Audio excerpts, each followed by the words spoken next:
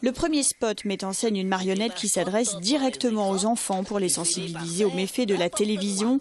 Le deuxième, où l'on voit un enfant piégé dans une tablette, s'adresse en revanche aux parents. Une piqûre de rappel sur le sens de la signalétique pour cet éducateur qui pose la question de la place de l'adulte dans la relation enfant-écran. Ils sont un peu victimes de la télé dans le sens où les adultes les mettent en situation de... pas d'être abandonnés devant la télé, mais finalement que la télé veille sur eux. Moi, j'ai l'impression que c'est ça aussi qu'on constate de temps en temps. Toute tranche d'âge confondue, c'est ça. C'est-à-dire que la télé s'occupe des enfants. Il est où? Oh, il n'est pas sorti, il est devant la télé, ça va. Et souvent, c'est ça. Oh, il ne sort pas beaucoup, il est souvent devant la télé ou ses jeux vidéo. Et je crois que l'enfermement, il est là. C'est-à-dire que pour certains adultes, un gamin qui est devant la télé, c'est un gamin qui risque rien. Parce qu'il n'est pas dehors, il ne va pas avoir un accident. Oui, effectivement, il ne va pas avoir d'accident, mais je ne sais pas en quoi la télé va prendre soin du gamin en ce qu'elle verse d'images difficiles parfois, de contenus difficiles et finalement d'insécurité, là plutôt émotionnelle, ouais.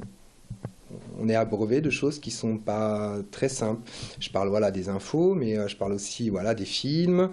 C'est pas pour autant qu'on devient malade, c'est pas pour autant qu'on devient violent, mais ça participe quand même, je crois, d'une société où on se dispense de réfléchir au sens des choses.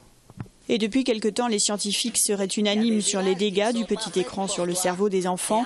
L'abus de télé nuirait aux neurones en plein développement et affecterait leur comportement et leur santé. On est plus passif, effectivement. Quand on est sur les écrans, on reçoit quelque chose. On n'en voit pas. Et le temps qu'on passe devant les écrans, on occupe le temps.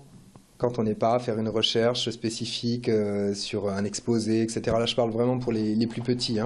Mais on occupe le temps. Je le dirais comme ça. On laisse passer le temps. S'ennuyer, c'est presque devenu un luxe depuis l'ère numérique. Et ça, vraiment, j'y tiens. Si l'utilisation des tablettes et des smartphones, de vraies petites télés portatives par les jeunes, semble irréversible, le contrôle des parents sur celles-ci ne l'est pas. En tout cas, l'abus d'écran semble ne pas faire de jaloux. Des familles bobos aux plus pauvres, tous sont touchés par le fléau.